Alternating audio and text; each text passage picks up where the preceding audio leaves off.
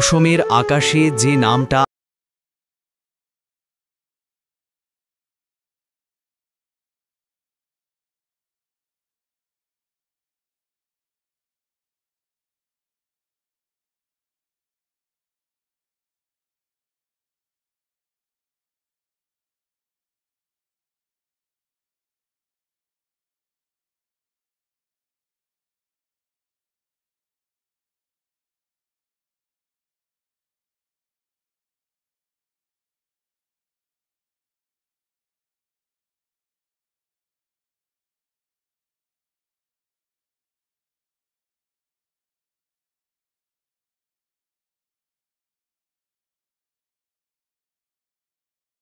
একে একে আসতে থাকে হিট গান।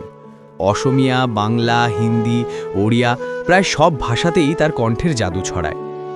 2006 সালে হিন্দি সিনেমা গ্যাংস্টারের গান ইয়া আলি তাকে গোটা ভারতে পরিচিত করে তোলে।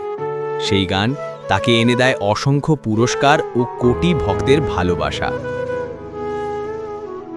তিনি শুধু গায়কই নন, ছিলেন সুরকার, অভিনেতা, পরিচালক ও সমাজকর্মীও। অসমিয়া সংস্কৃতিকে তিনি নতুন উচ্চতায় নিয়ে গেছেন। তার ভক্তরা তাকে ভালোবেসে ডাকতেন গান গোসাই, অর্থাৎ গানের দেবতা। কিন্তু ভাগ্য কখনো কখনো কঠিন হয়। দীর্ঘদিন ধরে অসুস্থ ছিলেন এই প্রিয় শিল্পী এবং অবশেষে 19 সেপ্টেম্বর 2025 সালে 52 বছর বয়সে চিরবিদায় নেন আমাদের প্রিয় জুবিন গার্গ। তার প্রয়াণে শোকাহত হয় পুরো অসম, কেঁদেছিল গোটা ভারত।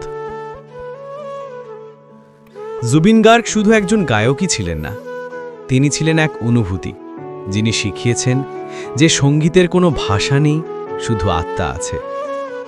আজও তার কণ্ঠ ভেসে আসে ইয়া আলী, রেহমওয়ালি, আর আমরা চুপচাপ শুনি চোখের কোণে জমে থাকা ভালোবাসা নিয়ে।